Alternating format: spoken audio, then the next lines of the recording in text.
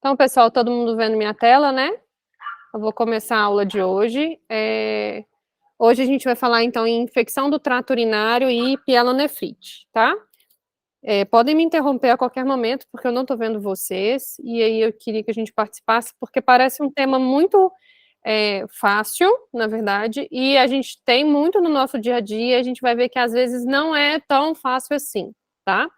E a gente resolveu falar de pielonefrite junto com a infecção do trato urinário, e aí a gente vai dividir em pielonefrite, cistite não complicada, né, e bacteriúria sintomática, justamente porque às vezes é muito difícil de eu definir se um paciente tem um acometimento renal ou não, durante um episódio de infecção do trato urinário, tá?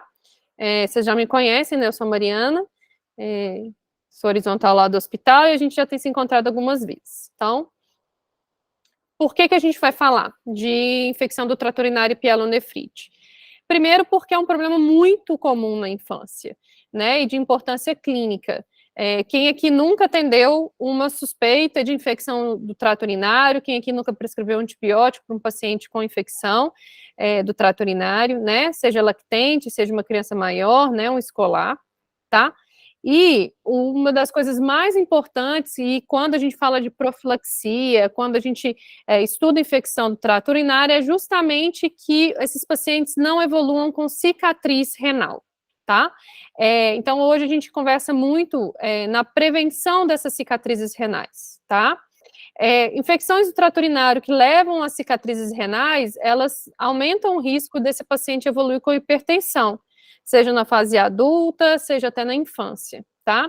E principalmente porque a gente não quer que esse paciente evolua para uma doença renal em estágio final, né? A gente não quer que um paciente nosso vá para uma hemodiálise ou mesmo um transplante, tá? Então, a cicatriz renal, ela é o foco da nossa conversa quando a gente fala de infecção do trato urinário. O que é a infecção do trato urinário? Infecção do trato urinário é a presença de germe patogênico, né, no sistema urinário, resultando em um processo inflamatório sintomático, tá, gente? Então, eu tenho que ter sintoma para falar de infecção do trato urinário, senão eu tenho uma bacteriúria sintomática, e aí vocês sabem os critérios para a gente tratar uma bacteriúria sintomática. Então, para a gente falar que um paciente tem infecção do trato urinário, tem que ter sintoma, tá? A gente vai dividir, então, em cistite. Então, quando eu tenho uma infecção, né, que não acometeu o rim, tá? E às vezes vai ser difícil. E leucocitose. O quê? Leucocitose apenas. Leucocitose apenas, não. Desculpa, leucocitose não, leucociúria, né? Leucócito na urina. Piúria. Piúria apenas também não. Piúria estéril, inclusive... Piúria com bactéria, você começa a aumentar a sensibilidade para um paciente ter infecção, mas ele provavelmente tem algum sintoma. Se ele tiver sem sintoma, assintomático. Assintomático, ele é bacteriúria sintomática. Com pulso. Obrigado, Tony. Aí a gente tem que pensar, porque esse paciente, por exemplo, pode ter uma malformação do trato urinário. A gente pode estar diante de uma bexiga neurogênica, a gente tem que ver o que está acontecendo, tá? Ok. Tá? A gente vai falar um pouquinho sobre a sensibilidade, a especificidade de cada achado da urina, para a gente conseguir chegar num pensamento comum aí sobre isso, tá? É difícil mesmo. Então, cistite, pielonefrite e bacteriúria sintomática, tá? Um pouquinho de epidemiologia, porque quando eu for falar lá na frente que uma criança do sexo feminino, lactente, né, que tem uma febre de 40 graus, tem que fazer um exame de urina, tá? Então, 7% das crianças com quadro febril agudo, isso vai variar de idade, sexo e raça, então, menina, sexo feminino, lactente, isso aumenta muito, tá? Com quadro febril tem infecção do trato urinário, tá? Ela é elevada nos meninos não circuncisados, a gente não tem essa característica na nossa população de circuncisar, tá? Então, ela é elevada dos meninos não circuncisados e nos menores de 3 meses, tá? No período neonatal também, a gente tem uma prevalência no sexo masculino. Mas, em todos os outros períodos, a gente vai ter uma prevalência no sexo feminino, tá? As meninas têm, então, 2 ou 4 vezes maior chance de ter infecção do trato urinário. E um sexo feminino com febre maior que 39 graus tem uma prevalência de 16%, o que é alto para a gente, tá? A gente pensar que toda criança que a gente pegar de sexo feminino, lactente, com febre mais que 39 graus, 16% delas aí tem um risco de ter infecção do trato urinário, tá? Nos maiores de 2 anos, aí a gente não tem uma epidemiologia tão bem definida assim, tá? Mas, mais ou menos 7,8% dos pacientes com febre e sintoma urinário têm infecção do trato urinário, tá? Vocês vão ver muito, às vezes é difícil porque a gente vê assim, meu filho tá fazendo pouco xixi. Meu filho tá com xixi com cheiro ruim, tá? Então, a gente fica aí na dúvida, se a menina tá com febre e o xixi com cheiro ruim, a gente acaba pensando que isso é realmente uma sintomatologia e colhendo exame, tá? Porque é difícil, às vezes. Mas nós vamos falar disso aí mais pra frente, tá? 80% dos casos de infecção do trato urinário ainda são causados pela Escherichia coli, tá? Então, quando a gente fala de antibiótico, a gente fala de antibiótico para esse germe.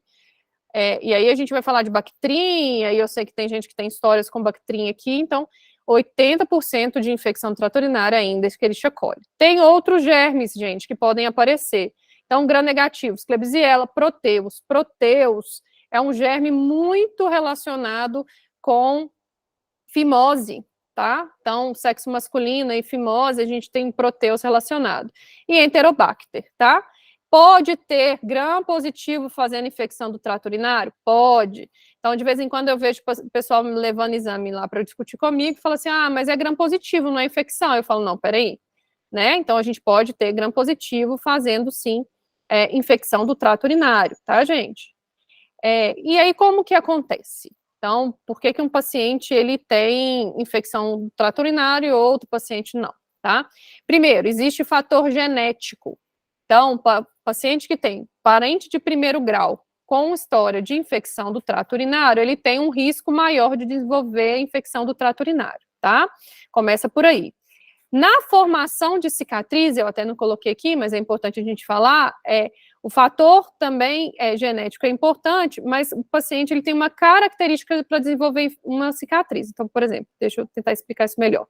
Eu tenho um paciente que vai ter infecção do trato urinário de repetição e não vai formar cicatriz, tá? Mas eu tenho um paciente que vai ter uma infecção e vai fazer cicatriz. Eu tenho um paciente que vai ter pielonefrite no rim, que eu vou conseguir definir lá no rim esquerdo, e eu tenho uma cicatriz no rim direito. Então, a formação de cicatriz, ela depende muito também do paciente, da história dele, tá? Além disso, ela depende da bactéria. Então, as bactérias têm que ter um fator de virulência para isso acontecer. Então, bactérias que têm pili e que têm cílios, então, pili, né, que se adere ao uroepitélio, né, e com os cílios elas conseguem se acender, elas vão ter maior risco de causar infecção do trato urinário, tá? Então, elas acendem a bexiga, elas colonizam o trato inferior e acendem a bexiga, né, e podem acender ao rim por diversas formas, tá? E a gente tem um paciente que é colonizado periuretral, ok? Os distúrbios do trato urinário, eles vão, então, aumentar muito o risco desse paciente fazer uma infecção do trato urinário. Então, as estenoses, né, as válvulas de uretra posterior, porque quando eu tenho uma válvula de uretra posterior, eu não consigo drenar a urina. Então, eu tenho uma bexiga sempre repleta de urina, uma bexiga doente, que acaba também levando, né, a grande maioria das vezes, a um refluxo grave, tá? Então, as disfunções vesicais, então, aqueles pacientes que têm disfunção vesical, então, um menino, por exemplo, que está lá, que desfraudou muito precocemente, então ainda não tem um controle urinário adequado, e aí esse paciente ainda é constipado, tá? Ele tem um risco muito maior de desenvolver a infecção do trato urinário. Todo mundo aqui já passou, às vezes, por isso, que é a mãe chegar no consultório queixando que o menino toda hora vai no banheiro fazer xixi, né? E aí toda hora ele vai, faz um pouquinho de xixi, volta correndo, aí volta, faz um pouquinho de xixi, faz xixi na roupa, que é literalmente isso, né? Aquele menino que fica lá segurando o xixi e que nunca esvazia a bexiga completamente. Tem que lembrar que urina estocada, né, é igual a infecção do trato urinário. Intestinal. Eu falo que bexiga e intestino andam juntos, né? Que o gastro e o nefrologista se encontram muito, tá? Disfunção intestinal, então o paciente que tem constipação intestinal crônica, que não trata, ele tem uma chance muito maior de desenvolver uma infecção do trato urinário, tá? O refluxo vésico-ureteral, que é o nosso conhecido, e além disso, o refluxo vésico-ureteral também aumenta o risco da gente ter a pielonefrite, tá?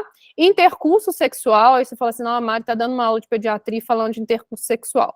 Então, se cada vez nós temos, né, os nossos pacientes iniciando a vida sexual mais precocemente, né? Então, a gente tem paciente com vida sexual aos 10 anos, aos 12 anos, né? A gente sabe o quanto isso é uma questão complexa, mas intercurso sexual tem que ser pensado. E os meninos de 12 anos, tá? Então, isso tem que ser pensado. E o uso de sonda vesical. Quanto mais tempo de sonda vesical, maior o risco do paciente ter infecção do trato urinário. E lembrar que infecção do trato urinário com o uso de sonda vesical está relacionado à qualidade da assistência. Tá? Então, é importante que nos nossos serviços a gente sempre esteja atento ao número de infecções do trato urinário que a gente está tendo nos pacientes com sonda vesical de demora. Então, aqui uma foto, só porque eu fico falando, às vezes, o tempo inteiro de refluxo, só para a gente entender. Então, aqui está um rim normal, eu não sei se a minha setinha aparece. Aparece? Alguém me dá um help? Aparece, sim. Ótimo. Então, aqui tem uma bexiga normal, olha só, uma parede bem bonitinha, toda redonda, né? A gente tem um ureter também normal, não é tortuoso, e aqui, então, o xixi não volta. Por que que não volta? Não volta porque a gente tem um mecanismo, né, na junção do ureter com a bexiga, que impede esse retorno, tá? Isso aqui é muito bem feito, a inserção do ureter na parede vesical, ela é toda projetada para que essa urina não retorne, tá? Por algum motivo, que pode ser tanto um problema, né, da inserção do ureter, aí uma malformação congênita, ou até um problema na bexiga mesmo, tá? Essa urina que está aqui na bexiga, ela começa a retornar para o rim. Então, ela é produzida, desce, chega lá na bexiga e retorna para o rim, tá? Então, esse refluxo, ele vai aos poucos, né, aumentando o calibre, né, vamos falar assim, do ureter, e aí ele vai ascendendo até chegar ao rim, né? Quando ele chega ao rim, que é quando vocês vão, né, às vezes fazer ultrassom, aí vocês vão ver lá uma pelve renal dilatada, tá? Ele pode ser, então, um refluxo grau 1, ela nem chegou ainda perto do rim, um grau 2, mas sem grandes dilatações, um grau 3, olha como é que o meu ureter já ficou todo tortuoso, né? E aqui eu já tenho uma dilatação lá do rim, tá? Um grau 4 e o grau 5, né? Que aqui a gente já consegue ver que o rim perdeu o seu formato, né? A gente não consegue mais diferenciar a córtico medular do rim. Então, aqui já é um rim que aqui já está sofrendo, né? E aqui está sofrendo mais ainda com risco de perda de função, tá? Quando que eu vou me preocupar realmente com o refluxo? Aqui, ó. Tá? Então, 3 a 5 são os refluxos que realmente vão manter a infecção do trato urinário, são os refluxos que vão fazer cicatrizes, tá? Grau 1 e 2, nem tanto, ok? Então, quando eu falar de refluxo patológico, que a gente vai ficar preocupado, são esses pacientes aqui, tá? É importante a gente lembrar também, gente, que a gente pode ter estenoses. Então, eu posso ter uma estenose da junção do ureter com a bexiga, eu posso ter estenose da junção do ureter com a pelve renal, tá? E essas estenoses também vão ocasionar o acúmulo, né, da diurese produzida, e aí também vão causar dilatações, tá?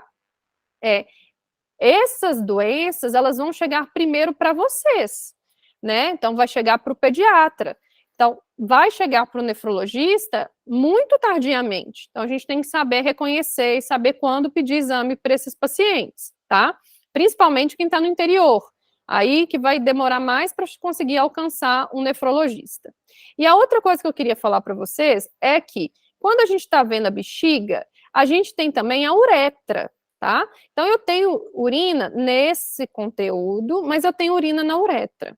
E aí, sabe aqueles pacientes que sentam, né, que não querem fazer xixi, aí todo mundo senta aí, ó, em cima do bumbum, cruza a perna e força, né? O que a gente faz? A gente segura o xixi forço o assoalho pélvico, e aí esse xixi volta. Então, se eu tinha um xixi que estava lá na uretra, esse xixi, ele retorna para dentro da bexiga, tá? Isso também é uma forma de refluxo, e isso também pode manter infecção do trato urinário. Então, vocês vão ter um paciente que tem o trato todo normal, né, e que não para de ter infecção. E aí você vai ver aquele paciente constipado, que faz soiling, né, e que faz incomprese, e que retém. Ele não quer fazer cocô porque dói, então ele contrai o assoalho pélvico, e aí a urina fica saindo lá da uretra, de volta, né, para a bexiga. Então o menino fica lá com a calcinha, a menininha com a calcinha molhada, o menino com a cueca molhada. Isso também tem que ser avaliado quando a gente está falando de paciente com infecção de repetição, tá? Residente faz isso o tempo inteiro. Residente não pode ir no banheiro porque está agarrado para olhar um paciente, ou porque o chefe mandou ele fazer outra coisa, aí ele vai lá e ó, segura o xixi. A vontade dele até passa, né? Ele fica treinando a bexiga dele para aguentar grandes volumes, aí depois fica com infecção de urina também, tá? Então vamos lá, cicatriz renal. Então, nosso foco é que o paciente não tenha cicatriz renal, tá? Então, quais são os fatores de risco para isso acontecer? Recorrência de infecção. Então, se eu tenho múltiplas infecções, eu tenho um risco aumentado da cicatriz renal. Então, por isso, gente, é que a gente faz profilaxia, tá? Então, a profilaxia, ela serve para a gente diminuir a recorrência dos episódios de infecção, consequentemente, reduzir o risco da cicatriz renal.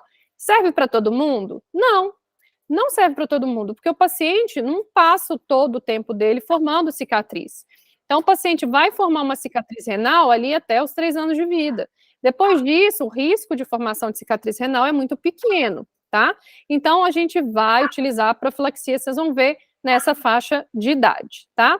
O atraso do início do tratamento, então, às vezes, aquele menino que vai uma vez, vai 2 vezes no pronto atendimento, ou às vezes no posto, tá com febre, mas a gente não lembra, né? Ah, esse menino pode ser uma infecção do trato urinário e demora para esse tratamento, tá? Isso também pode ocasionar cicatriz renal. As disfunções de bexiga, tá? As múltiplas disfunções de bexiga também podem levar, tá? As malformações obstrutivas, que a gente já falou delas, e o refluxo vésico-ureteral, tá? Quando a gente pensar em diagnóstico, então, clínico desses pacientes, então, como que eu vou fazer o diagnóstico de um paciente com infecção do trato urinário? Primeiro, febre, tá? Então, o paciente, em geral, vai ter febre.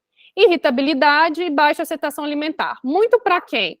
O bebê de 2 meses de idade, né? Os pacientes que estão em fase não verbal, eles vão ficar irritados e aceitar mal o alimento, tá? E vão ter febre. Então, isso é o que a gente vai encontrar nos pacientes que estão ali na fase não verbal, tá? Inclusive, o paciente pode chegar séptico, né, gente? Na fase verbal, a gente vai ter o paciente que tem disúria, que queixa de disúria, que tem incontinência, né? Que tem hematúria, que tem urgência miccional. Então, aí a gente já começa a ver muitos sintomas que a gente está acostumado lá no adulto, tá? Cuidado. Se eu pego um paciente que tem infecção do trato urinário, e aí eu sempre falo, gente, paciente que chega para o atendimento, paciente que eu estou examinando, eu tenho que medir pressão. Então, se eu avaliei esse paciente, né, fiz lá minha avaliação, acho que é uma infecção do trato urinário, medi a pressão desse paciente, e esse paciente está hipertenso, cuidado, gente, esse paciente pode ter uma lesão renal aí, e eu preciso de um ultrassom dele mais precoce, tá? Baixo ganho ponderal também pode sugerir que esse paciente tenha um refluxo, né, que ele já tenha um acometimento renal, tá? Dor suprapúbica com irritação, a gente tem que ficar de olho, porque o paciente pode ter um acometimento renal. Palpação de massa abdominal, né, na loja renal, a gente pode ter um paciente que tem uma hidronefrose, tá? E Giordano positivo é um dos sinais que sugerem para a gente pielonefrite. Ah, Mari, mas tem pielonefrite com Giordano negativo? Tem, né? Ah, e no meu paciente, então, que é um lactente, né, na fase não verbal, como que eu vou saber se ele tem pielonefrite ou não? Difícil, gente. Então, se eu estou pegando um lactente, né, que está lá na minha fase não verbal, que tem uma febre de 40 graus, que está irritado, que não aceita bem o alimento, que vomita, né, que tem um estado geral que não está bom, isso não é só uma cistite.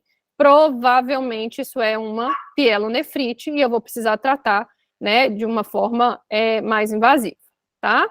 Então, sempre lembrar, às vezes é difícil na clínica, principalmente dos lactentes, a gente definir. Então, se eu tenho um lactente que não está bem com um quadro de infecção urinária, de infecção do trato urinário, eu tenho que pensar que, na verdade, esse bebê, né, esse lactente, ele tem uma pielonefrite, tá? E aí, eu queria mostrar para vocês uma ferramenta que já é recomendada, a gente já usa ela há algum tempo, que é o UtiCalc. Quem não tiver no celular e puder baixar ela aí de uma vez, tá? É só entrar no Google, colocar isso aí, ó, UtiCalc. E aí vai abrir um site para vocês. Quem quiser, já pode deixar isso aí na primeira página do celular para conseguir usar aí nos seus serviços, tá? É uma ferramenta, então, que a gente vai usar para crianças de 2 a 23 meses de idade, então, aí, né, basicamente os nossos lactentes, tá?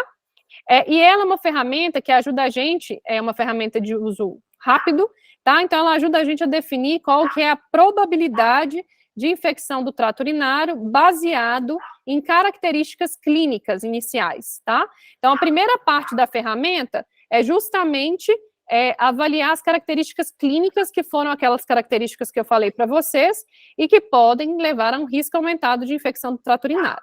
Então, crianças menores de 12 meses, aí vocês vão marcar sim ou não. Temperatura máxima maior que 39 graus, sim ou não.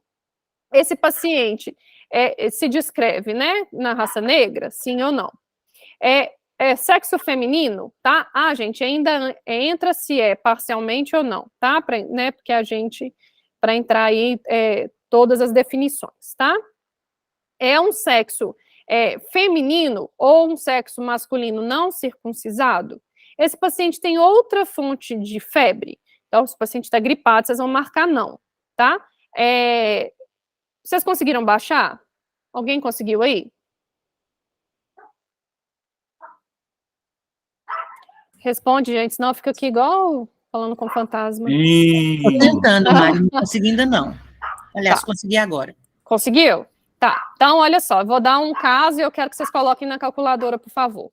Então, vocês estão atendendo um bebê de 4 meses, 40 graus de febre, sexo feminino, raça branca, sem outra fonte de infecção. Ok? Colocaram na calculadora? Repete os dados, por favor, Mari. Então, vamos lá, de novo. Vamos lá. Eu falei 3, né, mas pode ser 4. 4 meses, 40 graus, sexo feminino, sem outra fonte de febre, não tá gripado, não tá tossindo, nada disso, e branco.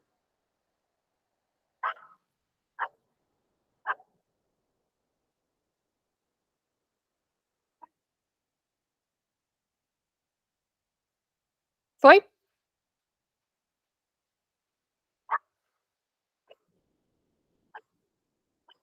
Quem conseguiu, me conta qual que foi a probabilidade de infecção desse paciente. O meu deu 16,86, mas tinha alguns dados, por exemplo, história de TU, como você não falou, eu coloquei não. Duração de febre, não tinha prazo, eu coloquei como não, porque não foi relatado. Isso. E aí deu 16,86. E aí, o que ele te sugeriu? Só vi a probabilidade. Não teve mais nada, não. Não te sugeriu? Não. Teve uma sugestão lá em cima não, tem na tela, para baixo. Peraí, tem para baixo. Deixa eu ver. Não, aí ele vem perguntando com o resultado do exame de urina. No teste clínico onde eu baixei, só tem isso, vem só para calcular. Isso. Não, então, na calculadora, em geral, o que ele vai te falar é, esse paciente tem 16% de chance de ter uma infecção do trato urinário, ou seja, uma chance elevada. Logo, faça um exame de urina. Então, o UtiCalc, ele vai te direcionar. Você vai colocar os achados clínicos e ele vai te falar assim, olha, você precisa fazer o exame de urina ou não precisa fazer o exame de urina. Isso na primeira fase. Ele tinha uma página abaixo com o resultado de exame. Como a gente não fez exame, nitrito positivo, negativo, aí eu não preenchi. Isso, essa é a segunda fase. Então, a primeira fase, você vai colocar os dados, e aí ele vai te falar para fazer o exame ou não. E na segunda fase, que eu já vou falar para frente, aí ele vai te pedir os resultados de exame quando ele sugerir, tá? Então, a primeira fase do UtiCalc é a parte clínica. Então, fiz a parte clínica, pensei em fazer uma urina. Então, fui lá, olha, Mário, eu não tenho experiência, usei o Uticalc, o Uticalc me deu uma probabilidade alta, vou fazer exame de urina. Como que eu vou coletar esse exame? Bem, punção suprapúbica. Aí vai todo mundo falar assim, nossa senhora, a Mário tá ficando doida. Não, gente, é o melhor método, tá? A gente usa? Não. Então tá. Então, qual que é o melhor depois de punção suprapúbica? Sonda vesical. Ah, eu não tenho sonda vesical. Ah, então não vai ter jeito da gente conseguir fazer um diagnóstico adequado de infecção do trato urinário. Tá bom, mas o meu menino é grande. Então é jato médio, não é sonda vesical. Seu menino tem controle de esfíncter, então é jato médio. Né? Então ele consegue, né, segurar o xixi? Ok, jato médio tá ótimo. Então, tem uma outra opção? Tem, ClearCat. O ClearCat é controverso, mas a gente pode fazer ClearCat, tá? Ok, mas eu falei de saco coletor? Por acaso apareceu o saco coletor? Não apareceu porque saco coletor não é uma metodologia adequada para a gente fazer diagnóstico laboratorial de infecção do trato urinário. Nossa, Mari, mas aí eu não posso usar saco coletor?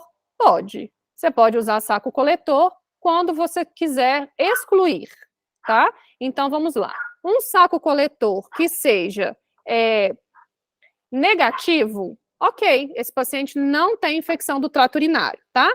Mas se o saco coletor vier positivo, vocês vão ter que fazer um exame invasivo para poder confirmar que esse paciente tem infecção de urina ou não, tá? Então, o saco coletor pode ser utilizado como uma forma de exclusão. Então, por exemplo, eu tenho um bebê que eu não tenho certeza que esse paciente tem realmente infecção de urina, eu acho que é uma baixa probabilidade dele ter, usei o saco coletor, veio negativo, encerrou o assunto, esse paciente não tem infecção do trato urinário, ok? Bem, a urocultura, gente, permanece o padrão ouro. Então, vamos lá.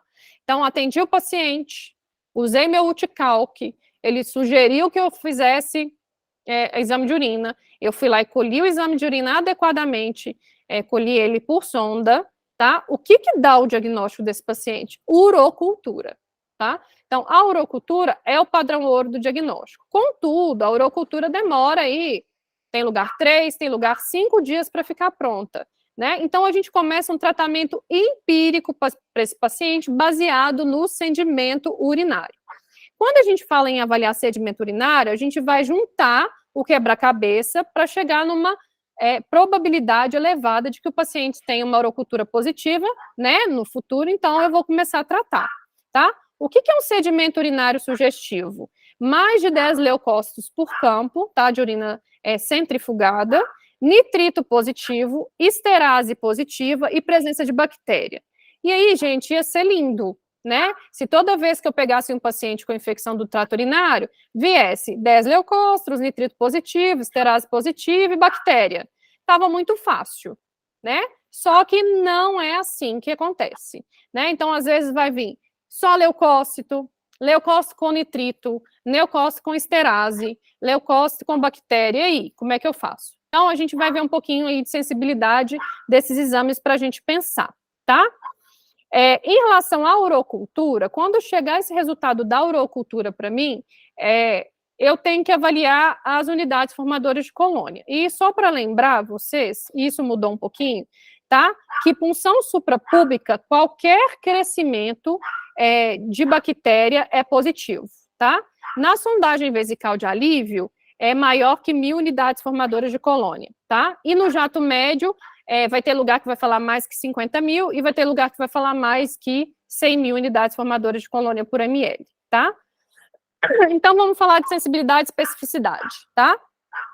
Então, o nitrito, ele é muito específico, mas ele é pouco sensível, tá? A piúria, ela tem uma especificidade melhor do que a sua sensibilidade, tá? A bacteriúria, aí, vocês veem que nem chega tão alto assim, é 83%, e a esterase leucocitária tem 84% de sensibilidade e 78% de especificidade.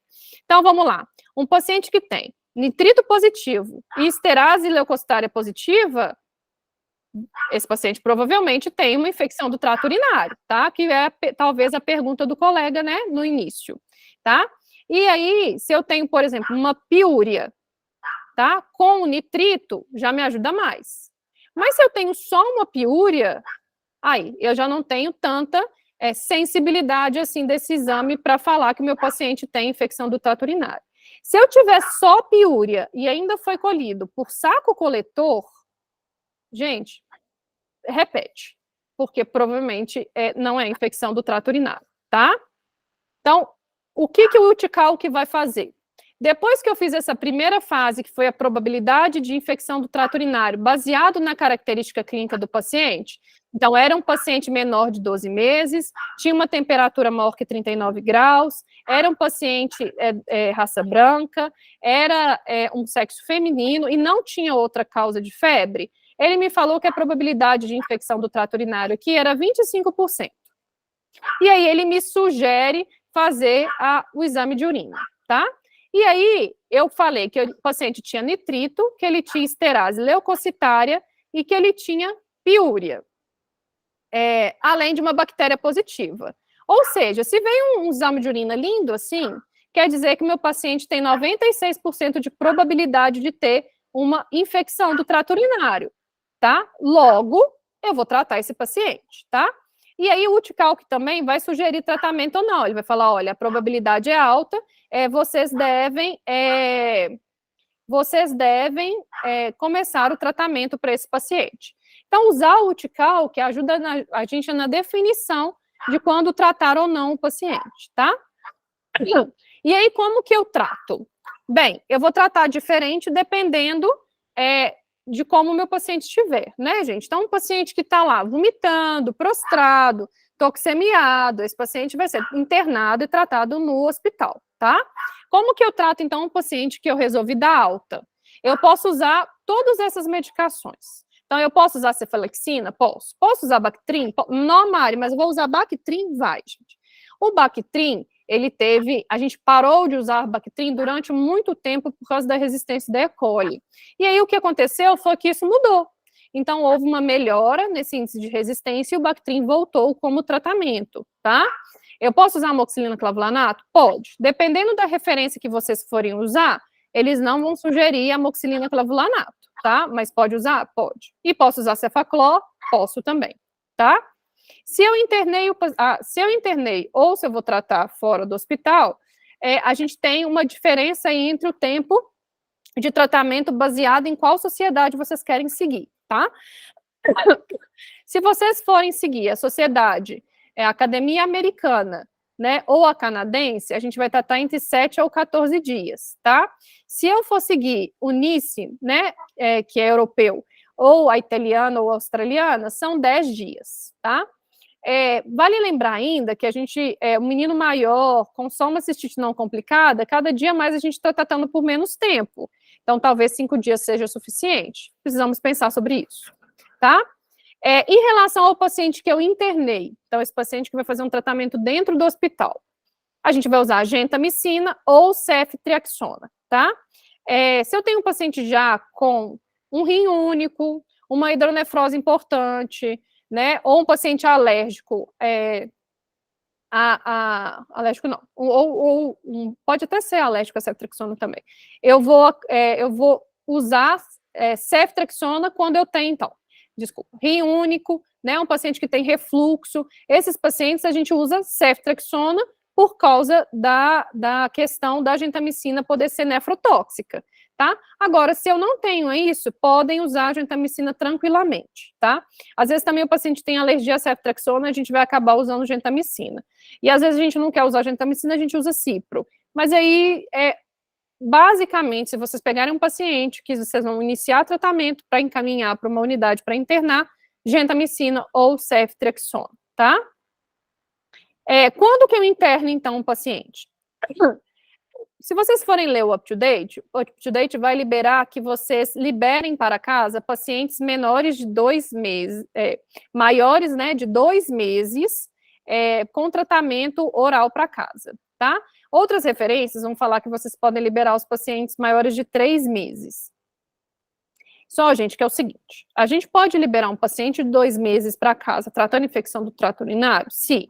Esse paciente consegue voltar, Se esse paciente tem dinheiro para voltar, né? Se ele consegue transporte, né? Se ele consegue um atendimento rápido. Se eu consigo ligar para esse paciente e falar, olha, tá tudo bem? Se esse paciente está alcançável. Se isso não acontecer, não libere este paciente. Trate ele no hospital, tá? O risco de urosepsis nessa idade é muito alto.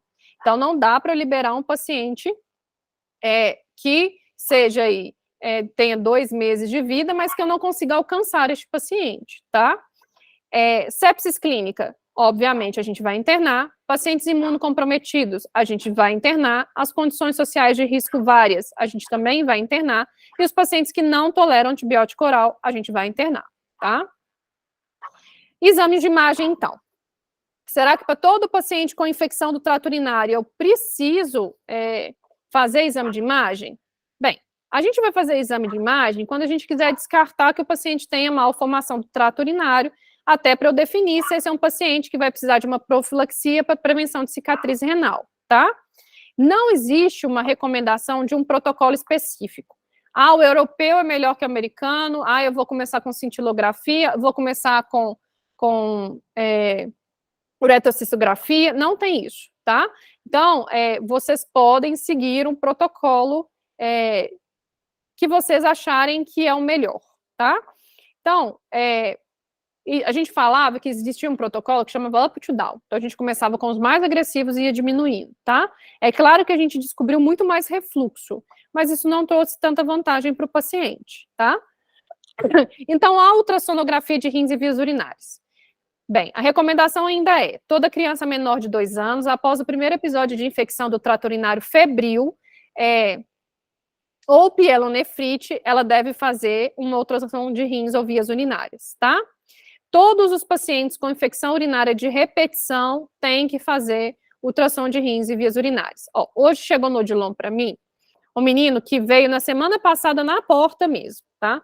Então, esse paciente tem infecção do trato urinário desde o primeiro mês de vida. Todas foram tratadas e ele nunca tinha feito um ultrassom. Aí ele chegou lá na porta do Odilon, a nossa colega atendeu esse paciente, achou a história estranha, entrou para discutir comigo. Eu falei, pede um ultrassom para ele, para a gente ver o que está acontecendo. Aí acabou que ela pediu, a mãe pagou e fez esse ultrassom, e aí a mãe voltou hoje com o ultrassom, né? E o paciente tinha uma hidronefrose grave, tá? Então, assim, gente, tem infecção urinária de repetição, começou precocemente, ultrassom de rins e vias urinárias. Não é invasivo, tem lá o seu operador dependente, mas, assim, é um exame que a gente deve fazer, tá? E se eu tô com um paciente dentro do hospital, e esse paciente não está melhorando, eu também devo fazer um ultrassom de rins e vias urinárias. Eu posso ter, por exemplo, um paciente com pielonefrite, né, que não está melhorando, e aí eu faço ultrassom e vejo que ele tem um abscesso renal, tá? Então, isso é importante. Outra coisa, estou com um paciente no meu ambulatório, no posto, esse paciente também não está melhorando, ele também precisa de um ultrassom de rins e vias urinárias, tá? Aqui é uma uretrocistografia miccional, só porque às vezes a gente vê menos, tá? Então, é um exame contrastado, né, radiografia contrastada, e aí a gente vai conseguir contrastar o trato e ver se esse paciente tem ou não um refluxo, tá? Então, é um excelente exame para a gente avaliar refluxo e também a gente consegue avaliar a bexiga. Então, aqui a gente vê um refluxo grave, ó. Isso aqui provavelmente é uma válvula de uretra posterior, eu não sei. Mas, assim, uma bexiga toda cheia de trabeculação, olha só, né, um ureter todo tortuoso, dilatado, olha o rim já como é que tá, olha a pelve renal, tá? Então, isso aqui é muito grave, né? E aqui um refluxo, que chega lá até o rim, tem uma dilatação pequena, tá? Mas que a gente já vê toda a tortuosidade aqui. A uretrocistografia miccional, a gente vai reservar, então, para pacientes que tenham mais de 2 episódios de infecção do trato urinário febril, aqueles que têm alteração no ultrassom de rins e vias urinárias, e existe uma recomendação americana de que a gente faça quando o paciente tem uma infecção urinária febril de germe diferente de E. coli, né, que esse paciente tenha tido mais que 39 graus de temperatura, tá?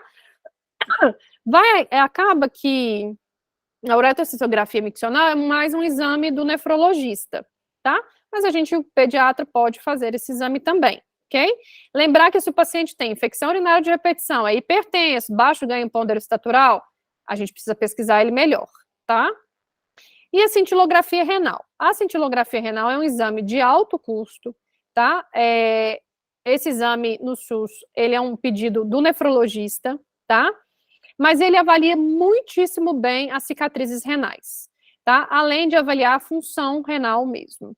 Então, é um exame que a gente usa muito.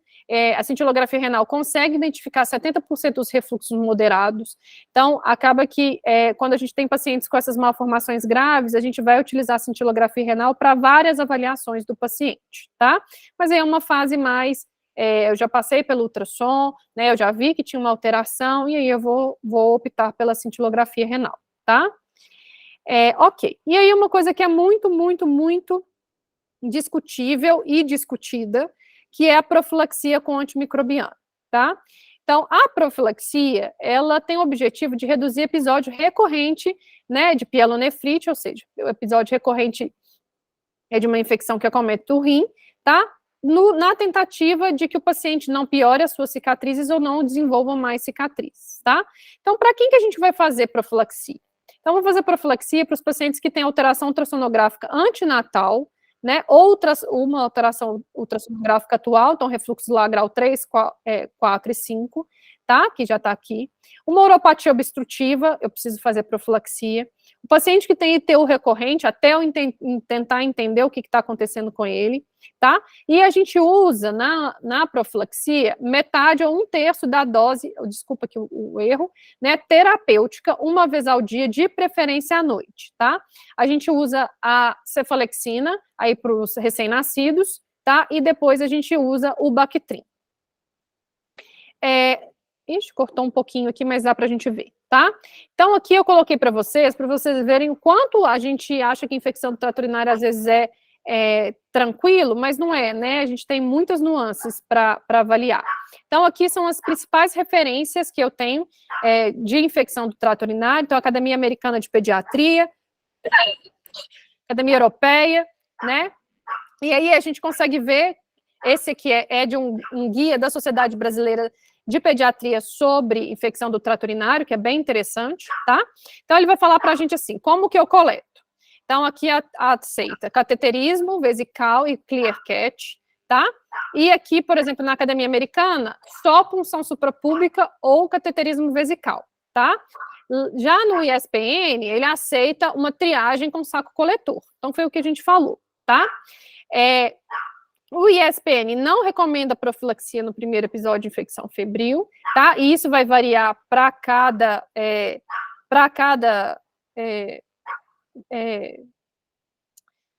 um desses guias, tá?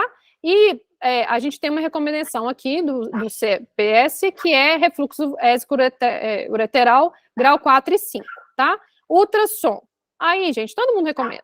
Então, ultrassom, sim, no ESPN, menor de 2 anos, alguns casos selecionados, sim, Academia Americana de Pediatria, sim, tá?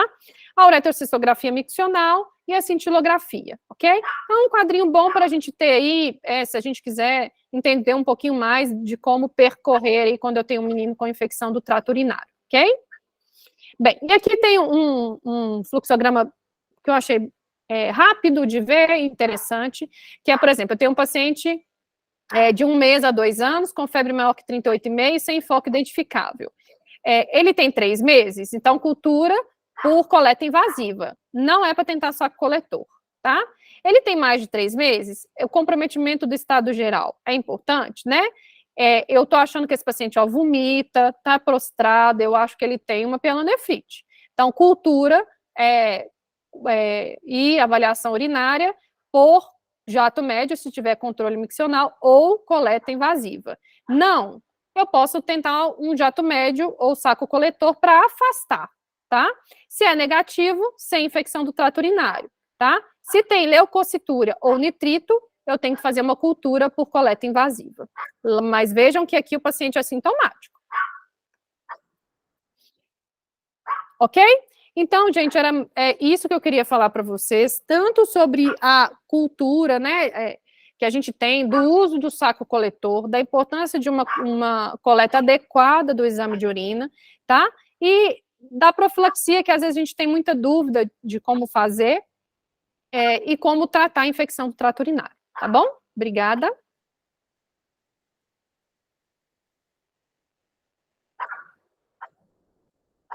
Ups, peraí, deixa eu minimizar isso aqui.